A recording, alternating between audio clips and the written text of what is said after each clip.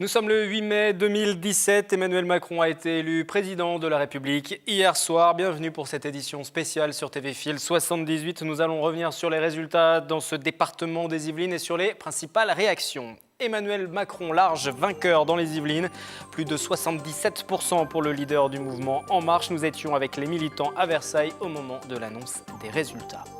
Du côté du Front National, on analyse encore les derniers chiffres. La progression par rapport au premier tour n'est que de 50 000 voix. Le FN ne parvient pas à l'emporter dans sa commune de Mantes-la-Ville, mais s'impose dans plusieurs villages, dans la 8e circonscription notamment. Et puis, quels sont les enseignements de cette élection présidentielle en vue des législatives de juin? Difficile à prédire avec l'élimination dès le premier tour des partis traditionnels. Nous ferons malgré tout un point, plus particulièrement dans la 11e circonscription. Et en plateau pour nous accompagner au cours de la prochaine demi-heure, Aziz François Ndiaye, bonsoir. Bonsoir. Responsable départemental En Marche. Face à vous, les journalistes de TV Fil, Nicolas Kirilovitz et Osman Vanderde. Bonsoir à vous. Le résultat est définitif au niveau national. Le voici, 66,10% des suffrages pour Emmanuel Macron. Aziz François, votre sentiment, c'est une victoire nette? Pas de triomphalisme pour autant. On sent tout de même que le président a pris la mesure aussi de ce qu'on appelle le vote par défaut. Les électeurs ne s'y retrouvent pas, mais ont choisi de le soutenir. Oui, parce que dès lors que nous avions un candidat d'extrême droite au second tour, il était convenu que les choses étaient différentes. Et il n'y avait quasiment pas de suspense par rapport au premier tour, où là, véritablement, il y avait un vrai enjeu. Là, il s'agissait de plutôt rassembler et surtout éviter tout triomphalisme quand on sait que beaucoup de voix venaient d'autres candidats et surtout de la droite. Et on voit Emmanuel Macron justement arriver au Louvre hier soir. On va l'écouter justement juste avant cette arrivée au Louvre. Sa première réaction après l'annonce des résultats. Écoutez. Je sais les divisions de notre nation qui ont conduit certains à des votes extrêmes. Je les respecte. Je sais la colère, l'anxiété, les doutes qu'une grande partie d'entre vous ont aussi exprimés. Il est de ma responsabilité de les entendre, en protégeant les plus fragiles, en organisant mieux les solidarités, en luttant contre toutes les formes d'inégalité ou de discrimination, en assurant de manière implacable et résolue votre sécurité. Les attentes sont grandes, on sent qu'Emmanuel Macron en prend la mesure. En tout cas, je le disais, attentes grandes, c'est-à-dire qu'en cas d'échec, on entend déjà des voix s'élever et dire que c'est une victoire assurée pour le Front National dans 5 ans.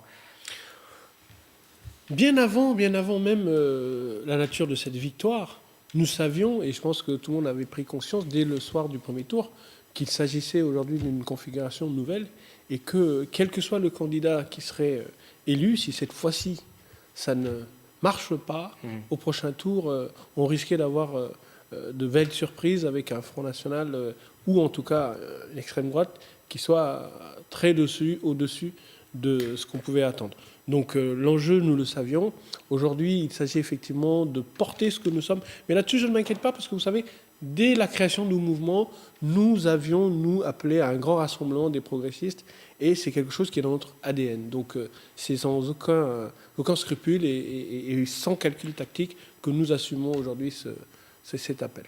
Vous restez avec nous pour commenter, réagir les différents résultats des Yvelines que nous allons regarder, donc analyser ensemble dans quelques instants. Quelques réactions politiques de figures dans le département.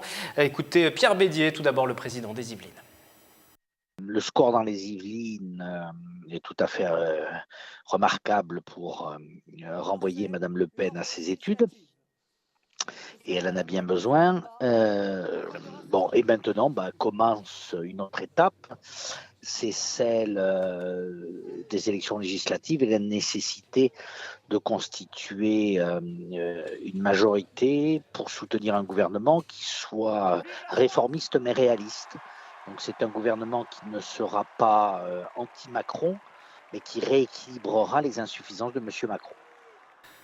A noter que Gérard Larcher, le président du Sénat, membre des Républicains, estime que la droite et le centre ont contribué à la victoire d'Emmanuel Macron. Il s'est exprimé à ce sujet dès hier soir. Quant à Valérie Pécresse, la présidente de la région Île-de-France, elle aussi des Républicains, estime qu'Emmanuel Macron a gagné sur une certaine forme d'ambiguïté, que ces réformes n'ont pas l'audace suffisante pour sortir la France du fléau du chômage. Et puis, j'ajoute également que Christine Boutin, conseillère départementale, qui a appelé à voter Marine Le Pen pendant l'entre-deux-tours, elle s'est exprimée via Twitter, je cite, « Campagne 2017 pourrie, nous rentrons dans l'ère du Big Brother. Orwell avait raison. Liberté, chérie, où es-tu » Fin de citation. Nous allons donc à présent nous concentrer sur les résultats dans les Yvelines avec ce résultat pour le département des Yvelines. Vous allez le voir, la victoire d'Emmanuel Macron est encore plus nette, 77,15%, progression de 290 000 voix par rapport au premier tour de notre département. Aziz François, le report a été bon, l'abstention est même un peu plus faible qu'au niveau national, 23 au lieu de 25%, on va revenir sur l'abstention tout à l'heure. Néanmoins, bon report de voix et bonne assise peut-être même pour la suite, pour les législatives. Oui, surtout, formidable mobilisation de la part de nos équipes partout. Nous avions fait le choix d'aller partout où, effectivement, et la droite et la gauche mélenchoniste avaient fait de bons scores pour appeler nos concitoyens à soutenir ce vote d'Emmanuel Macron. Et je suis notamment d'autant plus ravi que sur le terrain, nous n'avons pas reçu véritablement de soutien des équipes, des appareils en tout cas, de la droite et de la gauche. Il a fallu faire le travail tout seul et avec beaucoup de détermination. Donc aujourd'hui, c'est une grande satisfaction, surtout pour nos équipes qui ont vraiment tout donné sur le terrain. Et la nuit a été courte pour vous. Vous avez fêté la victoire hier soir du côté de Versailles, notamment au QG versaillais, QG yvelinois. Nous étions sur place. Nicolas Dandry pour ce reportage.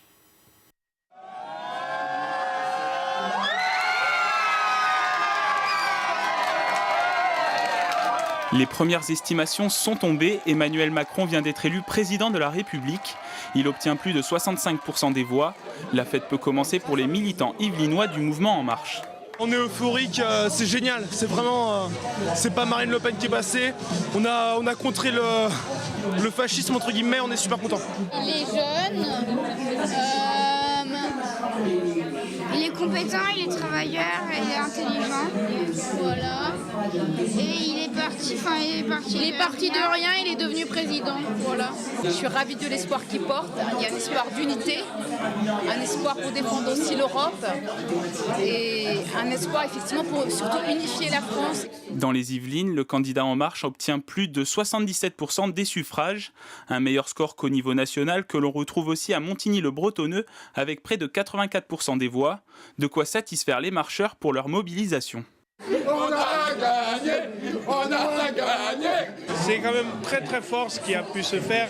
On a travaillé très dur et surtout, quand je pense à tous ces bénévoles qui nous ont suivis quand même dès le premier jour, qui ont cru en nous et qui se sont battus partout. Aujourd'hui, hier encore, on était sur le marché de Mantes-la-Jolie. Et ce qu'a réalisé Emmanuel Macron, c'est justement de permettre aux Français de recroire en eux et de recroire dans cette belle dame qu'est la Ve République et d'aller à l'assaut pour une révolution démocratique.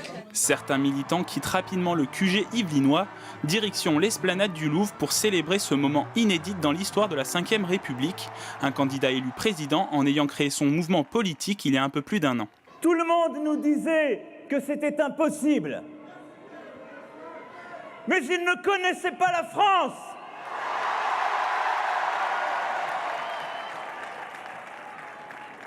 Merci de votre confiance. Merci du temps que vous avez donné. Merci de votre engagement à toutes et tous. Des remerciements destinés notamment aux militants du MoDem. Durant la campagne, ils se sont engagés aux côtés d'Emmanuel Macron, notamment dans les Yvelines. Mais le soutien du MoDem reste plein et entier. Bien au contraire, on est plus motivé que jamais pour l'aider à réussir son projet. Entre les candidats En Marche et les candidats MoDem, qui partiront tous sous la même bannière, il y aura une majorité à l'Assemblée nationale. Avant cette alliance pour les législatives, des postes ministériels pourraient être attribués à des membres du MoDem. Emmanuel Macron devrait dévoiler le nom de son Premier ministre et la composition du gouvernement lundi 15 mai. On vient d'entendre le responsable du MoDem dans le département, par ailleurs conseiller régional également, Bruno Millienne. C'est aujourd'hui un allié à cette formation centriste, un allié incontournable ? Oui, un allié précieux aussi, parce qu'il a été à nos côtés pendant toute cette période où nous avons fait campagne sur le terrain ensemble, lui et toutes ses équipes. Et je voulais saluer ici, parce qu'effectivement, tout ça s'est fait dans un très bon esprit. Et nous avons pu, dès le lendemain de cette alliance, former un nouveau groupe qui a su, sur le terrain, agir dans le seul intérêt de notre candidat. On va parler des législatives tout à l'heure, mais on peut imaginer, comme l'a laissé entendre Bruno Millienne, qu'il y aura des candidatures communes, des anciens candidats MoDem qui partiront sous l'étiquette En Marche. Oui, parce qu'aujourd'hui, ce qui compte, je le disais, c'est d'avoir une alliance la plus large possible. Nous avons commencé effectivement avec le MoDem, mais elle a vocation à aller beaucoup plus loin, à intégrer des gens de la société civile, des gens issus de la droite et de la gauche classique. Ce que nous ne voulons pas, ce sont les accords d'appareil. Aujourd'hui, il faut ouvrir vraiment la vie démocratique française à toutes celles et ceux qui ont vocation et qui aspirent à construire un vaste rassemblement pour faire un vrai changement, une vraie rupture, une rupture démocratique. Donc c'est pour ça que le MoDem était un allié précieux pour montrer que c'était possible, car n'oublions pas, c'était pas gagné au départ. Je le disais, la nuit a été courte pour vous, mais j'imagine que vous avez d'ores et déjà regardé un peu les résultats. On va les revoir, ces résultats, quelques-uns en tout cas. Je vous rappelle que vous pouvez les retrouver sur notre site internet, notre application mobile notamment. Les résultats concernant Saint-Quentin en Yvelines, quelques communes, plus de 84% à Montigny-le-Bretonneux, plus de 83% à Voisins, le Bretonneux, 82% à La Verrière.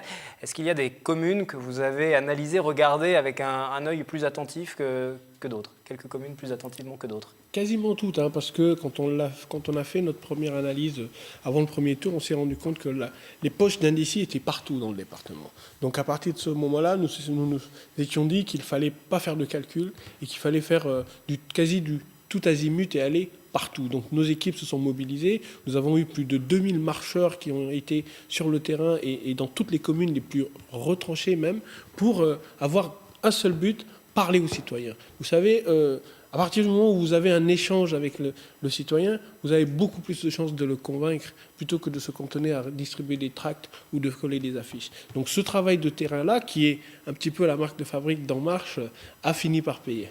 On pourrait aussi citer la ville de Versailles. J'aimerais juste qu'on voit ce résultat parce que François Fillon, dans cette commune, était arrivé très largement en tête, presque 50% des suffrages exprimés. Et là, on voit qu'Emmanuel Macron fait 76%. Tout à fait. C'est inespéré sur Versailles ? Non, ce n'est pas inespéré parce que c'est une des villes qui, dès le début, avait accroché à la dynamique En Marche et nous avons beaucoup d'adhérents issus de cette ville. Et je salue d'ailleurs le travail qui est fait par Didier Béchère, qui est un de nos soutiens de la première heure et qui fait un travail remarquable pour essayer de rassurer et de montrer qu'effectivement, de Versailles est un enjeu qui n'a pas vocation à rester à droite. Versailles, aujourd'hui, a une sociologie qui change, une population qui évolue, qui se rajeunit, et qu'en ce sens-là, je pense que la position centrale que nous avons peut être un atout. Voilà, vous êtes déjà en campagne pour les législatives, on l'a bien compris, si on écoute attentivement ce que vous dites. Du côté du Front National, du côté des perdants, le Front National, c'est un peu moins de 34%. Donc sur le résultat hier soir, on est loin des 40% à annoncer. Ce plafond de verre, une nouvelle fois. Nicolas, dans les Yvelines, le résultat est plus faible encore pour la formation de Marine Le Pen. Oui, en effet, Wilfried, le Front National ne dépasse pas la barre des 23% sur le département. Même dans la seule mairie FN d'Île-de-France, à Mantes-la-Ville, Marine Le Pen réalise un score inférieur à sa performance nationale, 31,96%, avec plus de 33% d'abstention. Donc Marine Le Pen n'a pas réussi à mobiliser sur ce terreau idéologique du Front National. Sur l'ensemble du département, le FN pour ce second tour rassemble près de 150 000 bulletins exprimés, soit 51 000 de plus qu'il y a 2 semaines et aussi beaucoup plus qu'il y a 15 ans. En 2002, Jean-Marie Le Pen avait réuni au second tour 94 000 voix sur sa candidature. Progression donc pour le FN dans les Yvelines, mais trop peu encore. Écoutez le secrétaire départemental du parti. Nous avons toujours été en difficulté sur les Yvelines. On a un électorat qui hésite au changement. Et donc on a véritablement cette perception de poursuite dans la continuité, de protection, même si c'est tout à fait illusoire, mais je pense que c'est ça qui a beaucoup joué sur cet électorat yvelinois. Et le report de voix des fillonistes, je pense, a été insuffisant, trop faible, parce que justement il y avait cette crainte. À nous donc de rassurer, à nous de convaincre les personnes qui sont abstenues aussi, parce qu'il y en a beaucoup. Et si on resserre à présent sur Saint-Quentin en Yvelines? Sur l'agglomération, le score de Marine Le Pen est encore inférieur au score départemental. Marine Le Pen est en dessous des 20%. Vous le voyez, avec un total de 19 286 voix précisément. Elle réalise son meilleur score à Coignères avec 24,13% des suffrages. Pire score à Montigny-le-Bretonneux, la ville la plus peuplée d'ailleurs. C'est à noter avec 15,84% pour Marine Le Pen. Attention, là aussi, c'est comme pour le reste du département. Le FN fait sur chacune des 12 communes plus qu'il y a 15 ans. Donc c'est à relativiser évidemment pour le Front National. Lors de l'accession au second tour de Jean-Marie Le Pen face à Jacques Chirac, on s'en souvient, en 2002. Alors il y a une autre interrogation derrière ce résultat du Front National, c'est l'avenir aussi de Debout la France. Nicolas Dupont-Aignan avait décidé de s'allier avec Marine Le Pen. Et oui, et c'est finalement l'autre grand perdant de ce second tour de l'élection présidentielle, le parti de Nicolas Dupont-Aignan. Pour l'instant, Debout la France souhaite s'inscrire dans l'opposition à Emmanuel Macron et aucun accord est prévu, en tout cas pour le moment, pour le FN, pour l'avenir. Écoutez. Debout la France veut participer à une vraie reconstitution de la droite républicaine et patriote. Et pense en être même la clé de voûte, parce que justement nous sommes le point d'équilibre de toute cette droite, entre la droite issue du Front National et du Rassemblement Bleu Marine et des autres républicains qui ne se sont pas retrouvés dans le parti dit les Républicains. Ce n'est pas une alliance de partis, c'était un accord de gouvernement. Nous en sommes toujours au même point. Et bon, ça n'a pas marché aussi bien qu'on pensait. Je vais vous donner une métaphore rugbyistique, c'est un essai qui n'a pas été transformé. Alors, à noter que certains accords pourraient être tout de même conclus in fine entre le FN et Debout la France pour éviter de faire doublon sur certaines circonscriptions. Ça sera notamment le cas, c'est sûr, sur une circonscription sur les 12 des Yvelines. Les détails pour les deux partis seront connus d'ici une semaine maximum.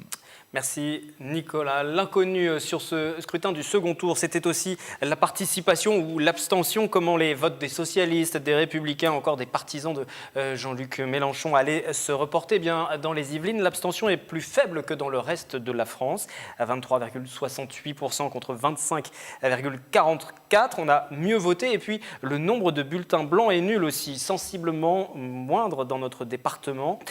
Quoi qu'il en soit, Aziz François, dans les Yvelines ou que ce soit dans la totalité de la France, il y a plus de 10% de bulletins d'électeurs qui ne se sont pas exprimés finalement, blanc, nul, abstention. C'est inquiétant ?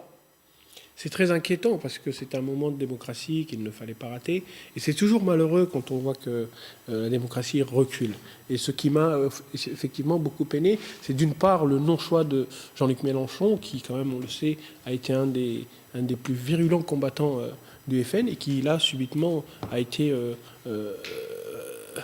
fortement amnésique de tout ce travail, au point de mettre à pieds égaux Emmanuel Macron et Marine Le Pen. C'est malheureux. L'autre fait majeur, et votre reportage le dit si bien, c'est l'attitude de Dupont-Aignan qui est incompréhensible, parce que lui qui se disait gaulliste, quand on sait que le gaullisme s'est construit sur un non au fascisme, et lui arriver à franchir cette ligne jaune qui consistait à faire une alliance avec un parti d'extrême droite, c'est très troublant. Et avec tout cela, vu le contexte, je comprends que certains n'aient pas eu envie d'aller voter. Et pour cette question de participation, je vous propose aussi de regarder ces chiffres pour voir la participation dans les Yvelines, l'abstention plutôt dans les Yvelines, et on voit que c'est l'abstention la pire sur les derniers scrutins.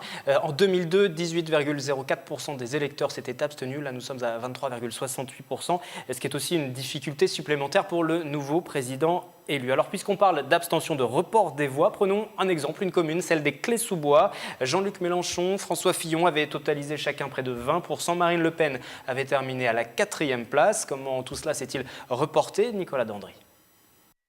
Emmanuel Macron arrive en tête aux Clés-sous-Bois avec un peu plus de 76% des voix. Marine Le Pen réalise l'un de ses meilleurs scores sur Saint-Quentin en Yvelines avec plus de 23,5% des suffrages. Le candidat En Marche a bénéficié du report des voix, notamment avec une partie de l'électorat de François Fillon et de Jean-Luc Mélenchon. Ils avaient enregistré chacun un résultat autour des 20% au premier tour. Cette élection est particulière parce que je pense que il y a un certain nombre de candidats qui ont voté par éviction et pas par conviction. Il y en a qui se sont abstenus, il y en a quand même qui ont voté Front National. Dans la commune, l'abstention dépasse les 23%. Autre conséquence de ce rejet, les votes blancs ou nuls qui représentent 10% des votants. Et certains personnalisent leur bulletin en souhaitant envoyer un message. Il y a de la colère, il y a du mécontentement, il y a du désespoir aussi. Il y a une défiance vis-à-vis des politiques. Donc ce n'est pas du désintérêt, je pense qu'il y a beaucoup de désespoir dans cette situation qu'on connaît actuellement. Prochain rendez-vous électoral avec les législatives les 11 et 18 juin prochains. Un scrutin crucial pour former une majorité à l'Assemblée nationale. Quels enseignements pour les législatives dans le département des Yvelines? L'enjeu pour le mouvement En Marche, qui devient maintenant un parti politique en pleine mesure, c'est d'obtenir cette majorité absolue. Est-ce que c'est possible? Si, c'est tout à fait possible. Je pense que les Français nous ont donné aujourd'hui quand même une majorité à ce vote. Il s'agit maintenant de le concrétiser, de le confirmer lors de ces législatives. Il s'agit aujourd'hui de remplir le contrat que nous avions eu dès le départ et que Emmanuel Macron a si bien incarné en proposant un contrat avec la nation. Ce contrat, il incluait aussi l'avènement de nouvelles têtes, l'avènement de nouveaux visages qui puissent incarner cette nouvelle politique. Mais ce n'est pas la même chose aussi, on va dire, parce que finalement, les électeurs qui se sont portés sur Emmanuel Macron ne vont pas forcément se porter sur un candidat inconnu, sur une circonscription pour devenir député, et qui sera en concurrence avec des figures locales, des gens qui ont fait leurs preuves aussi. Tout à fait, mais ce sera l'enjeu que nous aurons, nous, en tout cas chez En Marche, à relever. Ce sera le défi que nous aurons à relever. Et dès demain, nous allons déjà présenter nos candidats dans les jours qui viennent et aussi leur expliquer qu'aujourd'hui, quand vous êtes député de la nation, pas d'une circonscription locale, et qu'il s'agit d'intégrer une politique et une vision globale qu'il va falloir assumer et appliquer, celle qu'Emmanuel a proposée. Il y aura 12 candidats dans les 12 circonscriptions des Yvelines. Oui, complètement. Nos candidats seront partout en France, pas seulement dans les Yvelines. Nous aurons les 577 candidats partout en France. Et quel objectif dans les Yvelines? Objectif, pour l'instant, c'est il y a 9 circonscriptions, 10 qui sont détenues par les Républicains et leurs alliés, l'UDI, et il y en a 2-3 qui sont détenues par les socialistes. Je pense qu'on peut en avoir au moins la moitié. Vous pensez pouvoir faire basculer lors du scrutin. Alors écoutez, Sophie Primas, à ce sujet, c'est la secrétaire départementale des Républicains, je le rappelais, les Républicains qui sont majoritaires dans ce département. Bien sûr, il y a des inquiétudes. On a lu les résultats du premier tour. On regarde les résultats du deuxième tour, peut-être avec un œil différent, mais les premiers tours, évidemment, sont porteurs de beaucoup d'enseignements. On reste évidemment dans une logique de partenariat avec l'UDI. Le Parti démocrate chrétien, dans les accords qui étaient les accords jusqu'à présent, effectivement bénéficiait de la 10e circonscription qui est le fief de Jean-Frédéric Poisson. Moi, je suis un peu chagrinée quand même par le nombre de candidatures dissidentes du Parti démocrate chrétien qui fleurissent sur les Yvelines. Je m'en suis ouvert avec Jean-Frédéric Poisson et je pense que ça fera l'objet de discussions futures. Le risque donc à droite, c'est la division, également du côté des socialistes, du côté de la gauche. Écoutez à présent la secrétaire départementale du Parti socialiste, Sandrine Grand-Gambe. On a un programme à défendre, des valeurs à défendre qui, dans bien des domaines, ne correspondent pas à ce sur quoi Emmanuel Macron a été élu. Et on voit d'ailleurs qu'une partie de son électorat, même au premier tour, ce n'était pas un vote d'adhésion, c'était plutôt un vote par défaut. Donc il y a vraiment à déterminer maintenant une ligne politique. Et ce sera les élections législatives qui permettront de déterminer cette ligne politique. Donc nous, on est sur une défense de ce que sont nos valeurs de gauche, de solidarité, de partage aussi, d'égalité. Donc on se positionnera sur ces thèmes-là. Et cette union à gauche, Olivier Pareja, responsable départemental Europe Écologie et Les Verts, entend bien réussir à la sceller. Écoutez-le. De toute façon, c'est assez clair dans les Yvelines, si la gauche veut exister au second tour des législatives, il n'y a pas d'autre solution que de partir rassemblés. Après, c'est extrêmement difficile d'arriver à trouver une façon de se rassembler et il faudrait qu'on arrive, et c'est pas gagné, à dépasser un petit peu les querelles de partis pour arriver à faire un rassemblement. On s'y emploie, mais ça va être très compliqué. Pour terminer cette édition spéciale sur TV Fil, focus à présent sur la 11e circonscription des Yvelines. Avec vous, Haussmann, et cette confirmation ce matin à notre micro, Benoît Hamon sera bien candidat à l'élection législative.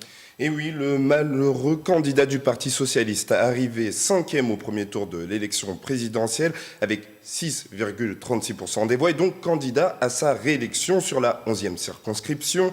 Et il n'aura pas la tâche facile, Il faut le savoir, dans son fief à Trappes, le candidat est arrivé 2e avec 24,23% au premier tour de l'élection présidentielle, devancé par Jean-Luc Mélenchon à 32,62%. Malgré cela, le candidat se dit confiant.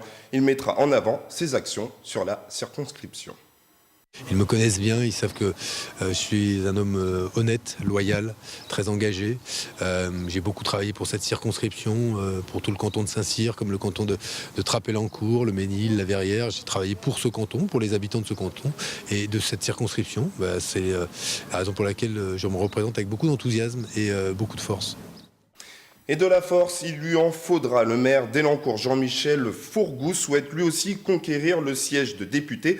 Un poste que le candidat investi par les Républicains a bien connu. En effet, il a été député de la 11e de 1995 à 2002 et de 2007 à 2012 avant de perdre face à Benoît Hamon. Jean-Michel Fourgouze veut mettre l'accent sur l'emploi, la sécurité et l'éducation. Pour lui, le bilan de Benoît Hamon, c'est, je cite, « plus de chômeurs et le fiasco des nouveaux rythmes scolaires, ambiance ». Jean-Michel Fourgouze qui n'a pas souhaité aujourd'hui s'exprimer devant nos caméras. Il attend les consignes, recommandations de sa formation politique. Et il y en a d'autres, des candidats sur cette 11e circonscription. Il y a tout d'abord la candidate du Front National, Mathilde Androuet. C'est la première fois que la conseillère régionale Île-de-France du FN se présente sur cette circonscription. Même si Marine Le Pen n'a fait que 20,91% des voix dans ce canton, contre 79,9% pour Emmanuel Macron, la candidate compte bien profiter de l'effet présidentiel. Écoutez-la.